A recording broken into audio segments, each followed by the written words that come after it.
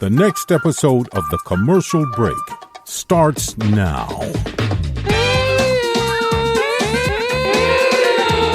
Oh, yeah, cats and kittens, welcome back to The Commercial Break. I'm Bryan Green. This is my dear friend and the co-host of this show, Krissy and Hoadley.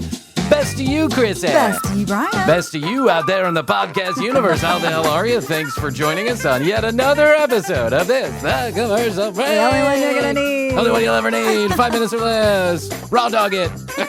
I like that little finger movement you did, too. You like that when I kind of swooped in? Uh-huh. You have to check that on youtube.com/The Commercial Break. Hey, that guy who does Dr. Phil, is it Ryan Long who does Dr. Phil? Do you know who I'm talking about? The comedian who does the Dr. Phil live show? No, have you seen this? Uh-uh. I think we've talked about it briefly on the show. There's another podcaster and comedian. I think his name is Ryan Long. And he does, like, he gets a bald cap on.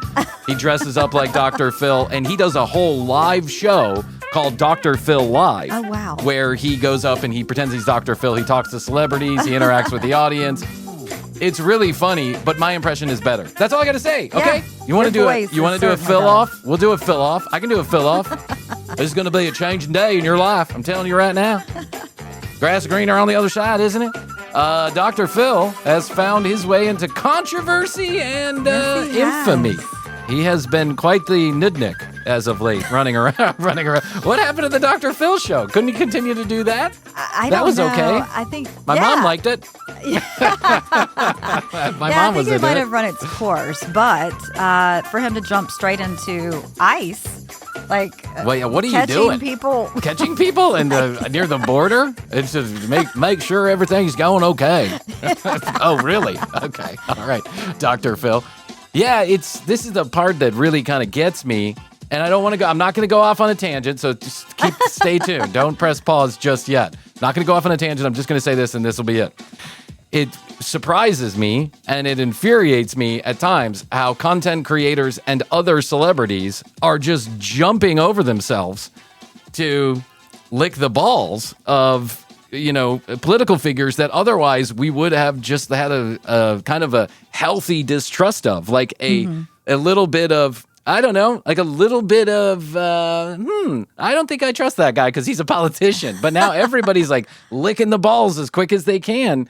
And I get it because you certainly don't want to be on the bad side of a certain political party that may or may not exact revenge upon you. But then at the same time, like, shouldn't we have like a little healthy disdain for our politicians and our higher ups in our government? Doesn't matter who's in power. Yeah, on both sides. They're all going to fuck you. And so you might as well have just keep one eye open when you're dealing with these people and to just run to get in the middle of the fray and the fracas so that you can take it, Well, I mean, he had plenty of money, I'm sure. Why did he need Dr. to, Phil? Yeah, why Yeah. did he need to get back out there? Go enjoy. He was yourself on an island somewhere. Him and Judge Judy were the #1 syndicated talk shows, television shows in daytime TV. And daytime TV pays a shitload of money because it gets syndicated all over the place. And they throw those, Tide commercials in there and everybody loves it. General Mills and Tide, they all spend their money in the afternoon. And that's big money. You can make a Dr. Phil show probably for $50,000. If you have the set, ready, you could probably make it without Phil's salary. You could probably make it for $50,000 Well, it bucks. was Oprah's set anyways, right? Yeah, it was Just pick Oprah. up He was her doing it set. at Oprah. Thanks, Oprah. See, even Oprah, you should have a healthy disdain and distrust for it. Now, I like Oprah. I don't know her, but I can't say too. I like Oprah because my mom liked Oprah, and Oh, I love Oprah. I love Oprah because my mom, ballsy a woman as she is, decided to do the following. Let me tell you the story. There is a famous period of time with the Oprah Winfrey Show when Oprah was everything. Oprah was everything in the 90s. Everything. And they used to run these commercials, and here was the tagline. It was like a promo commercial for Oprah, and they'd be showing clips of her show, and there'd be a little ditty in the background, and that ditty was, Oprah's on, gotta make it because Oprah's on. Oprah's on, gotta make it because Oprah's on, right? So the thing was, is everybody was saying, oh, Oprah's on, we gotta go watch Oprah. So my mom picked us up from school one time, 3 o'clock. That carpool was no joke. Sometimes you get stuck there till 3:15, 3:30, just waiting for your kids to get to your car. It was a holy shit of a process, like it is now with my kids. It's like, holy fuck, this is so inefficient. Why do we do it this way? But anyway, that's not for me to decide. That's for me to suffer through. I'm not going to decide things. I'm going to suffer through. So my mom picks us up. Swear to God, driving through my neighborhood, and there are a number of stop signs, but we're in this neighborhood that no cop has ever visited for any reason besides maybe some drama that happened inside the neighborhood. Cops don't sit there and clock people. It's a neighborhood, like a private neighborhood. Well, my mom blows through a stop sign, and when the cop pulls her over, my mom is so agitated that she tells the police officer, "Can you hurry up? Oprah's on." Oprah's on. My mom had to make it to see Oprah. She's willing to kill her kids. Did he speed things up? He did not speed things up. In fact, I think he slowed them down. I would say so. Yes, because that's the way it works. It's not a great excuse. But my mom had been watching Oprah since we were kids in Chicago when she had a non-syndicated show, when it was just broadcast locally. And it was a different type of show back then. But I just remember my mom would cry at the Oprah show. She would laugh at the Oprah show. It was like Oprah was her best friend. And so for me as a little child, as a toddler and a little kid watching She was this. Auntie-Oprah. She was what? Auntie Oprah. Auntie Oprah. That's what it felt like. Yes, it felt like I had an extra aunt and her name was Oprah. And Oprah was omnipresent in our lives. And whatever Oprah said went. So I have an affinity for Oprah. It doesn't mean that, Oprah's done all the most wonderful things in the world, including hoarding land in Hawaii. But okay, let's get past that. She dropped a holy shit bomb on us twice, not once, but twice, with Dr. Phil and then Dr. Oz. God damn it. Dr. Phil and Dr. Oz, Oprah? Really? Dr. Phil? Well, they morphed into people that were not who they portrayed themselves to be in the beginning, I think. And I didn't see the Oprah Winfrey Network running from that. Do you know what I'm saying? Wow. They collected that cash. That's all I got to say. I didn't see her running from that. Dr. Phil, listen, at first, Dr. Phil? Yeah, straight talk. Straight talk, Dr. Phil. My husband's cheating on my wife's cheating on my uncle, cheating on my brother. And he'd be like, "There's going to be a changing day in your life. Do you think you should be sticking your dick in your mother?" No, that's right. You shouldn't be sticking your dick in your mother. Let's talk turkey here, guys and girls. We shouldn't be sticking dicks in our mothers. You understand? You agree with me? And everybody be like, "Oh, finally, someone said it. You shouldn't have sex with your mother." And it was Dr. Phil, and we were all like, "Dr. Phil, a little straight talk when it's needed." That's right. But then it turned into like Cash Me Outside girl. Like, what I'm saying? Cash Me Outside. It was straight up. As we know, content is hard to consistently keep up with. And I think, they all kind of turn the way of the crazy. Jerry Springer show. Yeah. That's right. They devolve. And if you've watched the Jerry Springer Netflix documentary, which is very good, by the way, then you'll see how quickly that happened. Because guess what? That's where the ratings are. Yep. We love a train wreck. And to me, Dr. Phil, toward the end, a lot of it was just like poverty porn, if I'm being honest. It was just bringing on a lot of people who didn't have a lot of money, were in tough situations that probably any of us could find ourselves in, but they happened to be in it, and then exploiting that situation for ratings, sometimes in 3 or 4 episodes. But Ryan Long does a pretty funny Dr. Phil. I will say that. Back to Ryan Long. Be funny. Hurry up. Be funny. Hurry up and be funny. I'll tell you what's not funny, Krissy. Oh. Puke. Puke is not funny. I don't find puke to be funny. No. I hate puke. Who loves it? Well, I mean, I don't think there's No any. one. I don't know. There are puke lovers out there. There is a sexual fetish. No. Yes. No. I'm not even kidding. Not even joking. I cannot believe you put that in my mind. Yeah, well, hey, listen, I'm not putting it in your vagina. I'm just putting it in your mind. God. There's a sexual fetish out there for people who puke. They like to be puked on. That's a thing. I don't know. I know. It's absolutely horrid.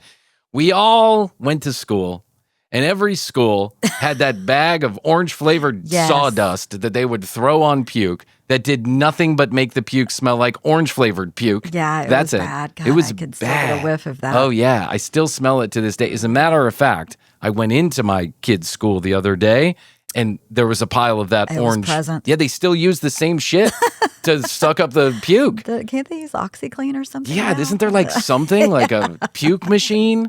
Don't they have like a puke robot that comes Right. and like, I will now clean up your puke? Yes, there should or be. something. There should be. We need to invent that. Boston Dynamics needs to screw all that soldier bullshit. Invent a robot that goes and cleans up puke on your behalf without making it smell like orange deodorant puke. Do you know There's what I'm got to saying? be somehow, like a carpet, like the Bissell steam, Yeah. the green thing that Yes. you can use. There's got to be something. Zoop, and it just like combine a Roomba and a steam cleaner. Yes. It's got a big mouth on the bottom of it, like a fish mouth, and it just sucks up the puke. It puts it in a bag, like a sanitary bag, and then it drives it to a far off location and puts it on a rocket and sends it to outer Self-explodes. space. Yeah, it explodes. That's right. Because puke and shit. I mean, if you know me, if you listen to the show, then you will know that I just have a real problem with pee-pee, poo-poo, and puke. It's like bodily fluids are not my thing at all. And then you had 30 kids. And then I had 30 kids. And now it's coming out of every direction. It really is. It was a couple years ago when 2 of my kids got sick at the exact same moment. And Astrid happened to be out with her friends that night. And they got sick at the exact same moment. One sat up out of bed, like shot up like something out of The Exorcist, and just started projectile vomiting. Yeah. And then the other one who was in the same bed rolled over and started vomiting over the side of the bed within seconds of each other. It was insane. And so here I am carrying both kids, running into the bathroom, disrobing them, putting them in the shower. Well, that was a couple years ago. And then we had the projectile vomiting incident on the way home from my dad's house one time where the entire car was full of puke. I mean, my kid could not stop throwing up. And it was projectile and it was gross. Well, the other night, as I do, Krissy, I was taking my 3rd shower of the day. Mm-hmm. That's my wrap-up shower for the night, and try and relieve some of my high blood pressure. I stand in the shower for 30 to 40 minutes, catching up on whatever television I haven't had an opportunity to watch yet. So I'm taking a shower. It's 11 o'clock, 11:30 at night, and the door is closed. The door to my bedroom, the bathroom is closed, and I hear the most ungodly bang, like boom, just a crashing sound. And I was, holy shit, what was that? Because everybody was asleep. And then as soon as I scream, what was that? Astrid comes popping through the door like a fucking Kool-Aid man, crashing through the door with one of my youngest kids holding her, facing forward, arms outstretched. And all I can see is just puke just pouring out of this child's mouth. And I'm like, oh, no. It's on the glass of the shower. It's splashing on the floor. And I say, give her to me. Why I said that, I have no idea, but I just thought I was trying to be helpful. Yeah, I didn't think she would actually do it. But she gives her to me fully clothed. I'm in the shower completely naked. And now I've got this kid that's puking all over the place in my hands, fully clothed, now sopping wet. So I undress her real quick in the shower. I put the clothes off to the side in the shower, and I throw her up over the top of my shoulder. And I'm just like rocking her back and forth, like, oh, it's okay, and she's crying and she's upset because this is like one of the first times I think she's actually puked as a toddler. Yeah. And the warm water's running on top of us. I'm like, the warm water will calm her down. Mm-hmm. And then I can just feel it, Krissy. I can just feel the warm, silky, smooth flavors of macaroni and cheese and birthday cake running down the back of my body. And I look over my shoulder, and she's just like, all over my back. It's just dripping into the shower. I'm in a mess now, and I don't know what to do. How will I get out? What will I do? Do I throw the child over the shower glass and hope that they land on their feet? Do I scream? This is now a choose-your-own-adventure to me in my mind. Do I call Astrid and beg her to take this puking baby out of my hands? Or do I just man up, let her puke on me, and clean her up when she gets done and hope that everything turns out okay? Well, I would have yelled to Astrid, but Astrid was cleaning the puke from the bed, waking all the kids up and taking them off the beds and, cleaning the puke. Poor thing. She had puked all throughout the whole bedroom. It was disgusting. It was awful. The worst part about it was it had that smell. Sometimes you puke and it's got a smell, but it's not that bad. And then sometimes you puke and it smells like it's been ruminating for a couple of days. Do you know what I'm saying? Mm-hmm. That distinct throw up smell. And this was that. And this was that. It was, So now I'm full of it. She's full of it. The clothes are in the corner. There's puke all over the shower floor. What do I do? Well, I just decide to man up and let it happen. Yeah, you have to. Okay, you can't risk getting another area of the bathroom pukey. Well, that's the thing is that might as well just let it all happen in the one place. And you're in the shower. So and I'm in the shower, so it's running down. Yeah, it's running down into the drain, which you clean that up later. Yeah, clean that up later. Well, I unscrewed the drain and I just let it wash down. Listen, whatever. It's going to the same place, right? It's going to the same place as the toilet water. What do I give a shit at the end of the day?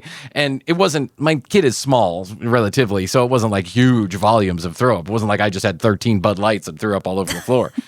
So I just let it happen, and then I rock her in my arms for 20 minutes while Astrid is cleaning up the thing. I mean, the shower is just going, and I'm there with the thought that someone has just thrown up on me and I'm in the shower and I can't tell you the pins and needles running up and down my back and my arm, that like feeling like, oh, get it off me. Oh, and I know really? it's off me because I've been sitting in the shower for 20 minutes, but I can't get rid of the thought that someone had thrown up on me. Well, it's not a on my head. stranger.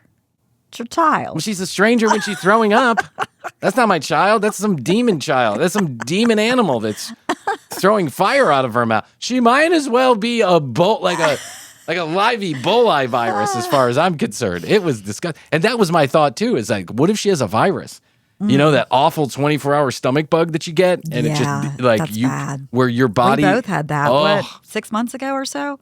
At different times and in different households. Feels like August or October of last year. Yeah, Like it sometime happened. in the late summertime. I was surprised. I mean, you rarely as an adult get that. Rarely.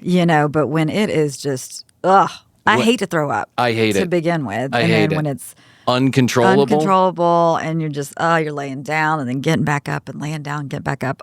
When you are a kid, I remember being like, there's nothing left. There wasn't stop. anything left, but I Stop, continued body. to go. Yeah. I continued to go and retch, I know. and that's the worst part. Yeah. Is I'd almost rather have something in there than retch that bile, that green fucking bile. No, don't say it. Yeah. But luckily this was not that, so to Good. speak. This was, I think, a combination of foods. Like we went to a birthday party. There was ice cream and cake and cookies and the old Doritos. birthday party Yeah, and you just culprit. let them do it. You A lot just of say, jumping, whatever. running. Jumping, bouncing. Oh, it was at a trampoline park too. there you go. So there That you go. You're was it. bouncing up and That down. was it. And of course, Dad's always spinning the kids around for some reason. Throwing them on the bed, and that's my type of play with them. I just pick them up and throw them on the bed. I'm like, hey, there you go. It is fun. But so this was not a virus related thing. I think it was just a tummy ache type of thing. But man, I'll tell you what, I am so glad it wasn't, because all I could think about laying down that night was, please don't wake up in the middle of the night like I did 6 months ago. Yes.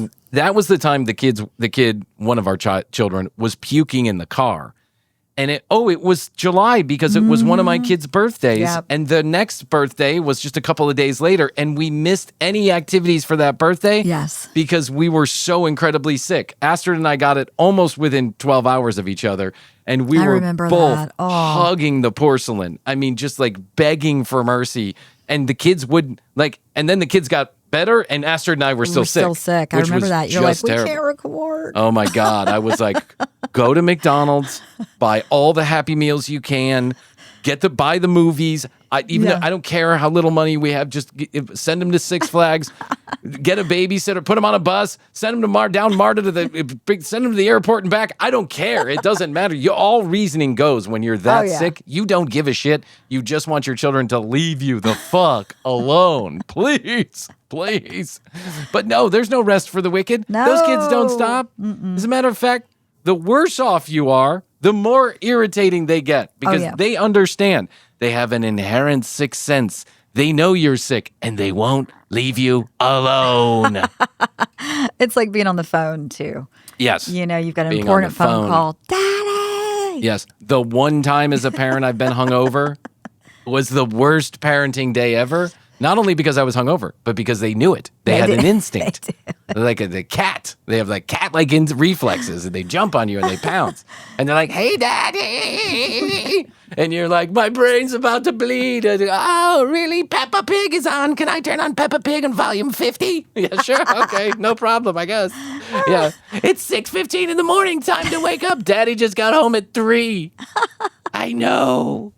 Welcome to Parenthood, Daddy. Oh, excuse me while I vomit on you. Oh, it was terrible. Maybe there needs to be like one of those children's shows that's educational, and where they mimic a hungover parents. Yes. And what to do, what the child should be doing, which is be very quiet. Be very quiet. Make up a little song, a little parents are hungover song. Yeah, is Bluey gonna do an episode on hungover mommy and daddy? Yeah, they should. Yeah, in that movie, we need to put a section of that movie dedicated to hungover. They haven't dealt with hungover yet, but I could see Bluey and Bandit doing this really well. And you're right about this. Sesame Street needs to do an episode on mommy and daddy being hungover. Yes, or sick. Or sick. Yeah, so that, either way, same thing. Yeah, so the mommy and daddy can get back to drinking. Listen, right. I I have one friend in particular who did this the entirety of raising his children, but he had a wife that always took care of the children. Right. Do you know what I'm saying? Yeah. He always had an out. He had a card. He would always say, I got to go to work, baby. I got to brainstorm about my work. I gotta do a brainstorming sesh, which meant 5 days worth of cocaine and 2 bottles of whiskey an hour and cigarettes and all kind of things. And he would always call me and he'd be like, bro, I got to do a brainstorming sesh. And one time I caught him out on my porch at like 5:30 in the morning. Sun's just coming right up, and he's out there on his computer, cigarettes, like 5 cigarettes in his mouth, lines cut on a mirror. I solved the key. I solved the key to all the things that I needed to. And then he slept for 2 days. Right. He slept for 2 days and went out. That's how it works. All right, I got lots more to talk about. We'll be back. All right, and we're back. Krissy, I'm always looking out for the listener. Yes, I'm always thinking about the listener. I like to think that I'm selflessly thinking about the listener as I'm trolling around bikini pictures and making sure that the world of Instagram is nippleless. But sometimes I come across a trend that I think is important for some of our listeners to know. And, I think we have a few single listeners out there. I hear from them every once in a while. I get a text message or an email. And just by the nature of the email, you can tell that they're single or they should be single. Or there's a reason they're single. There's a reason they're single. There's a trend on TikTok and Instagram going on right now. There's a girl who has taught everybody something called the sticky eyes. Have you heard about the sticky eyes? I have not. Okay, let me let her explain in her own words. How's that? I'm going to put this up to the microphone because we don't have somebody to play this for. So, okay, wait 1 second. Sticky eyes. Sticky eyes. Okay, here we go. This is one of my most powerful hacks. This is how to get anyone to come up to you in a bar or in a social setting. This is called sticky eyes. I invented this in college. It is so powerful that usually while I'm demonstrating to someone how to do it, I end up just doing it. And I'm not even giving it my all. First of all, this girl, there's no humility with this girl. I mean, she is. I invented this. I invented it. You invented eyes? Did you invent eyes? Let's see what she has to say. I'm going to tell you how the hack works, and then I'm going to tell you why it works, okay? It's a simple formula. You pick your target, you stare at them until they look back at you. Once you make eye contact, you look away like you've been caught, okay?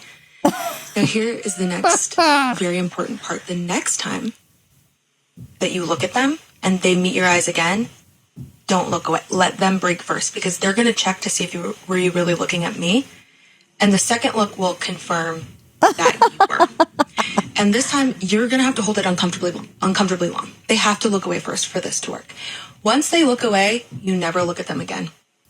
And in about 45 seconds, they will be right in front of you, as if they have been summoned psychically by you. Okay, this sounds just as dumb as anything Michael Anthony has ever said. Yeah, I was going to say, I feel like that's a take on whoever we were listening to that said, just go up and stare at them. Yeah, just like corner them. Yeah. And put an arm up so they can't get away. I mean, this is the dumbest thing I've ever heard. Stare at them uncomfortably long and they'll come right to you.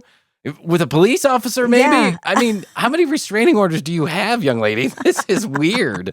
You don't just stare at somebody uncomfortably long. That is a weird notion that would work. It was a two-pronged approach. Yeah, you first look away. Yeah, and then stare at them until they look at you, then quickly look away.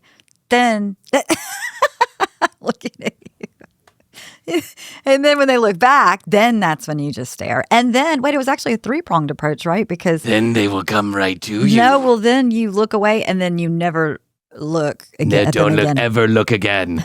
Throughout the entire relationship, look down at your feet. So I noticed you staring at me. Nope, my shoes. Those are my feet. What the fuck? Yeah, well, okay, so how is that even supposed to work? Then they just come up to you and say what? It doesn't work. This girl, for some reason, thinks she's got some magic because she stared at a guy and he came to her. Yeah, okay, guys are pretty fucking dumb in general. You know what I'm saying? Yeah, you give a guy girl. yeah, she's a pretty girl. I mean, she's attractive. If you have that girl staring at you and you're at a bar and you're single, yeah, of course you're going to come hither. I mean, that's it. That's the thing. Guys aren't. This is the thing, ladies. Guys are really not a riddle. We're not a mystery. In case you haven't figured it out yet, we're pretty open as far as books are concerned. We're pretty open books. if you give us any amount of positive attention or negative attention, it's likely we're going to come hither like a puppy dog if we're single, because that's just what we do. There's no magic to that. You could just go up to a guy and say, I think you're attractive. Come have a drink with me. Yeah. And if a guy has half a head on his shoulders and he's single and available, or in a relationship that's, ethically non-monogamous or whatever you're calling it these days, then of course he's going to come hang out with you. Yeah. Do you know how many times this same trick has worked on me? None. You want to know why? I didn't give a girl a chance to have the second stare. After the first stare, I was buying her a drink. That was it. Yeah, look at me once. I was literally scanning the bar for anyone to look at me. And if you looked at me, you got a free Bud Light. That's what happened. You play the odds. You send over Bud Light no matter what. Just Bud Light, Bud Light, Bud Light. And if you don't like Bud Light, you're not for me. Then move on to the next one. That's it. I saw you in action. I saw this happen. Was I in action? Boy, I would stare at the ladies. Hey.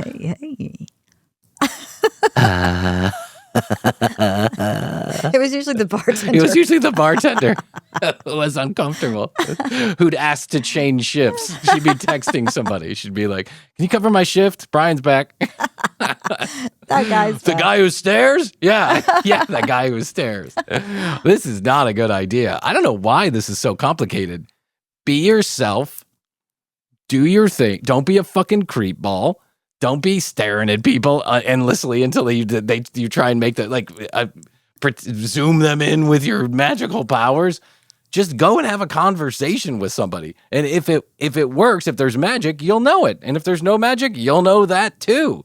And if there's magic that you're feeling and she's not or he's not, well, you'll figure that one out eventually. That one will come to you eventually. Well, everybody's looking for a hack, quote unquote, too. And that's a lot. I see a lot of this. Yes. Could be anything. Cleaning hack, cooking hack, dating hack. We've hacked it. We've hacked a shortcut. it. We've done it. It's most of the time. There's no hack. It's not a hack. There's no hack. Yeah, I've seen all the cooking and cleaning hacks. Yeah. How do you clean a dead body out of your basement? Doesn't work. Tried it. Yeah. How do you make $1 million podcasting? Right. Tried it. Doesn't work. Money hack. Yeah, money hack. Yeah. That's Investing hacks. Investment hacks. Listen, if there was a secret that you could use, some magic power, and on occasion, I will admit, on occasion, a hack works. On occasion. And it's usually something your grandma was doing right. way back when. Exactly, like how to clean the microwave out with steam. And like some weird tribal writing in a cave. It's been lost for a generation, but now we found it again. Yeah. That's so true. Like lemon and vinegar really does clean. Yeah. Okay. Noemi taught us that one, and we're still surprised that vinegar's cleaning the house better than any, industrial lubricant, cleaning solution we've ever used. Here's the reality, and I think this is, I had an idea for a segment that we could do that's named "We Did It So You Don't Have to." Yeah, like take a life hack, do it here, see if it works, and then we'll all really do the test. If I have been fooled once by the Rubik's Cube hack videos, I've been fooled 1 million times by them. Do you know these videos that go around? Yeah. You can solve any Rubik's Cube by twisting it 3 times this way, 4 times that way, 7 times this way. Krissy, I've spent hours in that kitchen dissecting those videos. I must be doing something wrong. I must be doing something wrong. And then I go to the comments section and it's like, yeah, that works if you take an already completed Rubik's Cube and do that in reverse and start there. Yeah. So every one of them's fake. Every one of them's a lie. There is no hack for the Rubik's Cube. There are tricks to get it done quicker, but you just have to know how to solve a Rubik's Cube, which unfortunately my pea brain wasn't able to do in my best of years. It's not going to be able to do in my worst of years. Okay? I'm on the downslide. I'm not going to be able to complete a Rubik's Cube. I don't care. I'm throwing it out. There's no hack to finding love. There is no hack to relationships. It's about meeting someone with mutual respect, trust, and admiration, and trying your best on a daily basis to keep it par, to keep that par. Trust, respect, admiration. That's it. That's the hack. The hack is be a fucking good partner. Yeah, exactly. If you're a good partner, really you'll have a good partner. It really is pretty simple. I've tried all the relationship hacks. Dating people who are a little off kilter because they're really good in bed, but you'll make it work. Don't worry about it. Yeah. No, doesn't work. Date your best friend. No, doesn't work. I don't know. Pay for sex. Still didn't work. I paid for it and I didn't get it. I paid for The it. two girls with the, the menage a trois that you were in. Menage a trois. They kicked you out. They kicked me out of the bedroom. I was the only one left without an orgasm. And I had no involvement in the other orgasms. So there you go. Wasn't fun, okay? There's no magic secret. There's no hack to relationships. Yeah, communication. Yes. Respect. Love. Trust. Admiration. Yeah. Yeah, all those things that you hear about that are so hard to do. That's the hack. That's the hack. Do the hard work. You got to get it right. Yes. Listen, Astrid and I, as of yesterday, have known each other face to face. The first time we met face to face, 10 years ago. Oh, congratulations. Yesterday. Yeah, thank you very much. So we've been over 10 years talking to each other. And people will ask, and when I say people, I mean dignitaries and presidents around the world, prime ministers. They will ask, Dr. Phil. Dr. Phil, how do you do it, Bryan? How do you have a relationship with so little friction? Well, first of all, be a podcaster who spends most of his time. Let me tell you, like, funny side note. At the beginning of this podcast, if you listen to it, you will be reminded that Bryan would often come in and say, I think I'm one step from divorce because I'm spending so much time on the podcast. Last night, Astrid encouraged me to spend more time with the podcast. Don't you have some work to do? Yeah, well, she's like, oh, we can get rid of that. We don't need that. You can do the work, right? And I'm like, that means more time in the studio. It'll be okay for a period of time. Yeah. I like my shows by myself now. I know. I have to say, I'm on Astrid's page because, Jeff works long hours. He does work from home. Yeah. So a lot of times he's gone to Memphis, but he works from home a lot. And I have morphed. I used to get so upset. Like, well, what about let's eat? It's time. I've cooked this dinner. It's time to eat. I want to watch the show, blah, blah, blah. Now I am like, just do your thing, honey. I like it by myself. Yeah. I want to watch Love is Blind and I'll call you when dinner's ready and you can eat or not. Yes. I'm eating whether you're not. Whether you're ready or not, whether you want to eat or not. You can go back to work after that. Feel free. In fact, I get another episode of Love is Blind. There you go. See, here's the thing that I've learned about relationships. They ebb and flow like every other thing, right? Like friendships, every relationship in life, business, friendship, whatever, there's usually some kind of ebb and flow. Yes. At first, you can't get enough of each other. Then you're mad because you aren't getting enough of each other. And then you learn that I've had enough of you. Yes, it's okay. Then you learn I've in fact had enough of you. Rather than fight it, rather than, hey, and you know what? The work that you're doing on the podcast is good for the whole family. Same with Jeff. That's it. And it makes him happy, makes you happy, the work that you're doing. And then and that's what you want for your partner. So I don't know if it makes me happy, but it gives me purpose. Let's put it that way. We laugh. We do laugh. That's it. And so relationship, how do you make a relationship last for 10 years? I can count on one hand the amount of blowouts that Astrid and I have had. And those blowouts were, compared to some other relationships I have, those were like a conversation on a Tuesday afternoon. Right. That was a good day for some of the relationships that I had because the blowouts last very little time because we have a mutual respect and trust and admiration for each other. And we know, we kind of understand how each other ticks. Throw a little dash of humor into it, too. That's it. Laugh at yourself. Laugh at yourself. Laugh at them. Laugh at your small penis and your inability to give the other person an orgasm. Laugh at that stuff. That's funny to you. That's funny. That's funny, babe. Look, it's been 10 years, no orgasms. Isn't that funny? Call Guinness Book of World Call the Guinness Book of World Records. 10-year relationship, 0 orgasms. We'll get there. We're working on it, babe. We're working on it. It's a marathon. To which she says, I'll be in the bedroom. Go back to your studio. Yes. I'll be working on my orgasm while you work on your shit, whatever that is you're doing in there. Listen, this is not complicated. Sticky eyes doesn't work because it worked for this young girl who is attractive and probably... At a bar in college. Yeah, at a bar in college. Come on. At a bar in college. You could literally... I mean, I hate to tell this story, but I'm going to tell it because, why not? I've already told every story. When Krissy and I worked at Clear Channel, there was a guy that sat in the office next to me. And he was a huge Clemson fan because he went to Clemson. Clemson. Everything's about Clemson. Clemson. Krissy, you see the Clemson game? I want to say his name so badly. Yeah, I want to say his name because if I said the name and then I did the voice, it would make perfect sense. but he was married. He had kids. He just sounded funny, right? But we loved him. He was a great guy. He was. Yeah, but he'd be like, hey, Bryan, you ever been to a Clemson game? And I'd be like, a Clemson game? No, I've been to a Clemson game. I've very rarely stepped foot on a college campus, if I'm being honest. And he'd be like, gotta take you to a Clemson game. You love a Clemson game. The Clemson games are so much fun. And so after a year of haggling me and after a divorce and, being beat up at Clear Channel every day, 7 days a week forever. Projections. Your projections are up. Your projections are down. How many projections do you have? Give me more projections. Meetings every morning at 7 a.m. I relented. I said, well, because he kept on saying, you got to come to a Clemson game. I take the kids and we set up the thing and we got a nice place and you love it. It's Clemson. And I'm like, oh, it's a beautiful campus and there's a party and I got my own spot and I paid for it and it's over near campus.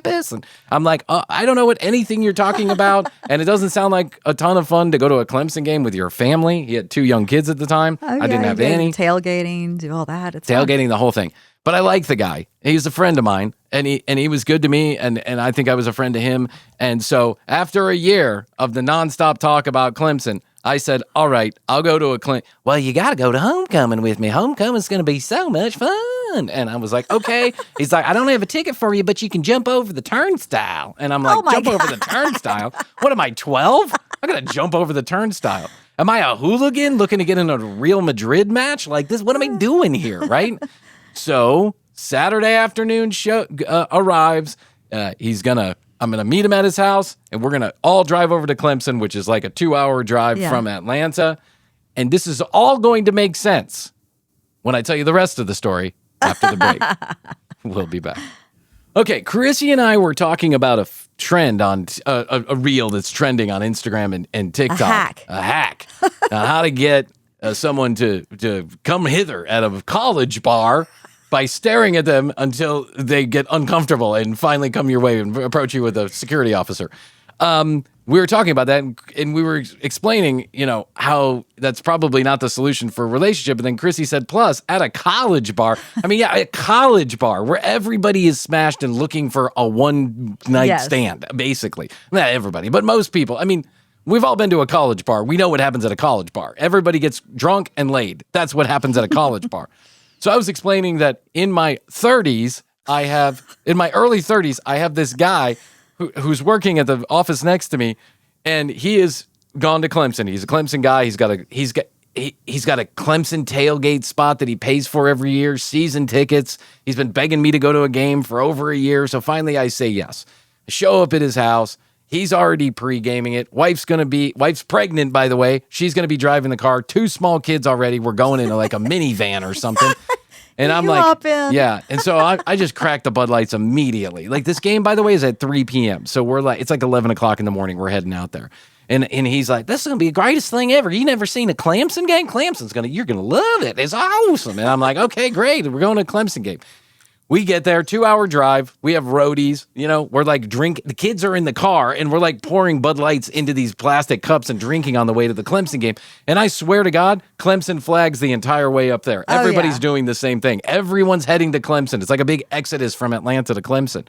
And we go and we park in the trees right in the shadow of the stadium. It's pretty impressive, right? Yeah, I've never been to a college football game at that point in my life. Never. So I'm getting excited. I'm like, all right. So he pops open the back. There's a bunch of people that are parked around us in this plot of grass, and everybody knows everybody. Hey, what you doing? Hey, Clemson. We're Clemson homecoming, Clemson. Clemson. And everybody's dressed in that damn orange and those fucking sun visors and sunglasses hanging around their neck. The typical Clemson wear. Well, across the street, is sorority and fraternity row. The row. Mm-hmm. And I mean one long street, so mainly sorority houses on this end of the street where we are. And then at the end of that street, gas station, couple of bars. So before the game, I am out of cigarettes right before the game. And I'm like, okay. And he goes, well, you just got to run down to the gas station down there at the corner, which is like a quarter of a mile. So I cross the street. I'm walking in front of these sorority houses. Party everywhere. Oh, yeah. Right? Party everywhere. So I've got a roadie in my hands. I'm now like 6, 7 Bud Lights in, And I don't really make it to the gas station in the most direct way. I kind of walk through the grass. I pick up I pour myself a beer from the keg. I'm just enjoying myself. I'm walking in. I'm talking to people. College I'm getting tailgating experience. Yeah, I didn't go to college, so now I'm getting the college experience, hanging out with the sorority and fraternity guys. And by the way, I wasn't the only 30-year-old doing that. There was like lots of people just like partying everywhere. Well, especially if it's homecoming. There's a bunch of alumni coming back for that. So there were 2 bars at the end of the street in like the strip mall. It was a Mexican restaurant that was a bar, and then it was like a bar, and then a gas station. So I walk in the front door of the Mexican restaurant. I order a Bud Light. There are a ton of kids in this place. Oh, yeah, gotta just be. all drinking. Male, female, everything. And there is a young lady sitting at the bar when I order the drink, and she's staring at me. And I'm like, hey, what you doing? And she's like, getting ready for homecoming. This is crazy, isn't it? And I'm like, yeah. And she goes, you are handsome. And I was like, oh, well, thank you. And she's like, meet me here after the game. That's what she says to me. And I take that Bud Light and I pound it, knowing that I got to get back and jump the turnstile because I don't have a ticket, right? And I don't think much of it. I have no idea how old this girl is. I'm guessing in her 20s, like mid 20s, but I don't really know. I mean, they don't ask for an ID, right? She looks adult, but she doesn't look like, she's not 40. And I go and I grab my cigarettes and I go back. And so now I have to jump the turnstile of the Clemson thing. This guy, you know what he did? He's like, I'm going to take the ticket. And then I'm going to get the ticket stub because they only check the ticket stubs. And then you run to the opposite side of the stadium. And then I'm going to give you the ticket stub because I'm uncomfortable about actually jumping. Oh, right. I'm like, I'm an adult. Why don't I just buy a ticket? He's like, there ain't no more tickets left. It's Clemson. And I'm like, okay, I don't fucking know. By the way, this is long before Clemson was good at football this last time they were good at football. They weren't that good at this point in time. But I'm like, I don't want to just trying to like, it's a big area. You walk into these gates and then there are ticket takers, right? But if you're sneaky enough, you can kind of like sneak in behind someone and just head for the hills, right? Just dart, I guess. I don't know. But I'm not a ticket jumper. Like, that's not what I'm going to do. So he's trying to explain to me how he's going to throw me the ticket stub from the balcony and then I'm going to catch it in the trees and then I'm going to walk back in and say I left and whatever. I'm like, no, okay, fine. I'll jump the turnstile. I'll do that. Well, everyone's walking in and I'm going in behind him. And then he's like making this ruckus about his tickets. Like he drops his ticket. He's trying to create a distraction. And I like sneak in sideways. And as I'm moving to the side, what do I run into? A security guard. And he's like, ticket. And I'm like, he has my tickets. And then this guy is just like counting them twice. He's like 1, 2, 3. And then he's like putting behind 4, 5, 6, like a sleight of 7, hand. 8, 9. Yeah, sleight of hand. And the security guard is like, you don't have enough tickets. And he's like, I thought I had 7. I don't know what happened. And he's like, go. He just says go, right? And I'm like, oh, thank God. This isn't the first time. This isn't the first time. And it's not the last time. Apparently, this happens a lot. We go, we watch the game. Well, the thing that sucks about the game is that there's no alcohol served at the game at this time. There's no booze served at the game. No, that's still a thing. Yeah, so I'm coming down. I'm like, fuck this. Like, okay, great. The game's... I mean, day drinking only works if you keep drinking. Yeah, and they're playing like West Kentucky Tech. You know what I'm saying? It's a homecoming game. It's an easy school. It's 40-0 by the time the first quarter is over. So I'm like, whatever. Over halfway through the game, I'm like, I'm going to go back to and everybody agrees. Let's just go back to the car and we'll start drinking. And by the way, the stadium is half empty at this point. Like nobody's there. Everyone wants to get back to partying. So we start drinking again. And within an hour, I picked up right where I left off. My buzz is good. And ding, the light bulb goes off. Oh, I got to meet that girl at the bar. Uh-huh. So what do? I walk back to the bar and no fucking hairy shit is that girl there with her friends hanging out. And she's like, hanging out, drinking. I'm like standing there trying to get her to notice me. Like clearly she'll remember me. She has no fucking, like she's not even paying attention. She has no idea who I am. She's not doing the sticky eyes at all. She's doing the dirty eyes. Like, why is this guy staring at me? And so finally I walk up and I go, hey, can I buy you a drink? Remember me? And she goes, oh, not really. And I was like, we met before the game. You told me to meet you here. And she's like, oh yeah, that's right. Oh yeah, I'll take a drink, 2 drinks, 3 drinks. Now I'm like 45 minutes in. And at some point, However it happened, whichever it happened, I'm not even sure because I do not have this kind of game. I am not John Anthony. I am not, Adam the Liar. But all of a sudden, we are kissing, like making out in the bar, kissing and making out. And then I realize I've been gone an hour and 15 you've been gone minutes. From the fam. And my BlackBerry, I've like missed like 12 text messages and phone calls because he's like, I got to go. The kids got to go to bed, whatever. Yeah. So I'm like, oh shit. Well, listen, I got to go. I'm sorry. She's like, oh, no. Let me give you my phone number and then call me. And then, next, I live up in Anderson or whatever she says, I can come down to Atlanta, whatever. I'm like, oh, okay. I'll put it in my phone, blah, blah, blah, blah. I don't wait an hour before I text this girl. And what do I get? I get, this number doesn't exist. I get a total fuck you. The number doesn't exist. Oh. It's a totally fake phone number. It doesn't exist. There's nowhere for it to go. Text messages just bounce. My BBMs just bounce. That's it. BBM, if you remember that. Yeah. The BBM just bounces, and I am lost in the. So here's my point. Staring at someone at a college bar is not a particularly, I don't think it's an effective tactic, but then you don't even need it. You don't. Just go to a college bar and hang out for long enough, and a lovely guy or girl, whatever your favor is going to find you because that's what you're doing. You're all partying and having a good time, letting your hair hang out. It's the time of life when you just go and have fun and kiss strangers and drink and accept shots from people. I mean, be smart about it, right? Be smart about it, always get consent. But have fun.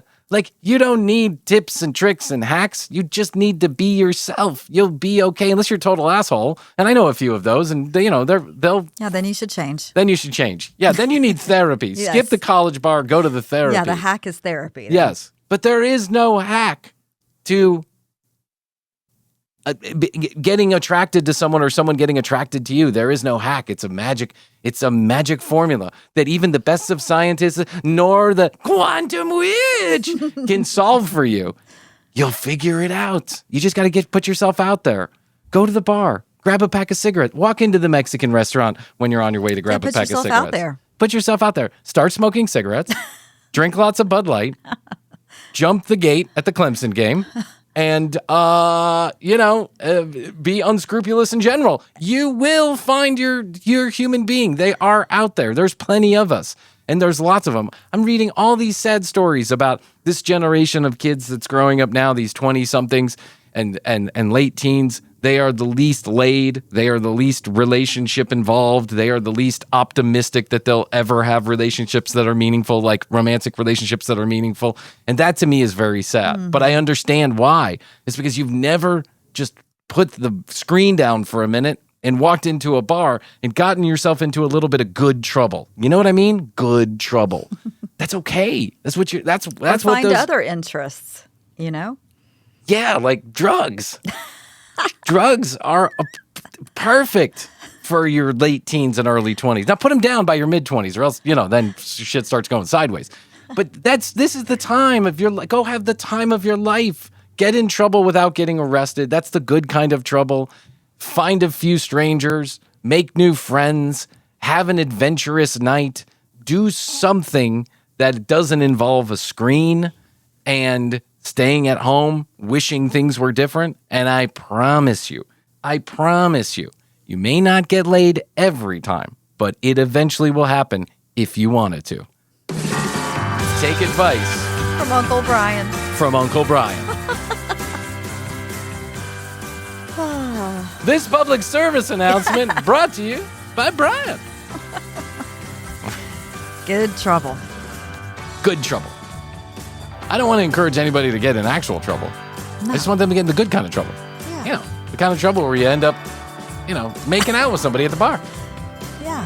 What's wrong with that, Krissy? What's wrong with that? Skinny dipping? Yeah. Skinny dipping is good trouble. Breaking onto the golf course at 3 a.m. and smoking a joint and laying a blanket down and giving each other mutual massages. That's a good kind of trouble. Been there, done that. Yeah. Find a massage friend. I guarantee you're going to have some fun with that one. I used to have a massage friend. That's what we called each other, massage friends. Is this who I think it is? What's that? Is this who I think it is? No, I don't think so. okay, yeah. I don't know who you're thinking about, but I don't think so. I don't think so. Find it. I'm not going to say that. Find yourself an Eastern European angry friend. You know what I'm saying? Find somebody. And you guys agree to just have the good kind of trouble. An Eastern European angry friend.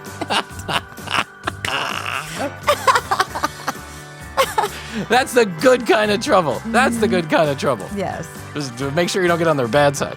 All right. 212-433-3TCB. 212-433-3822. Questions, comments, concerns, content ideas. We're taking them all right at that phone number. We'd love to hear from you. Text message or voicemail. If you have something you want to say to us, call in, leave it on the voicemail, and you could be the next voice that opens up the commercial break.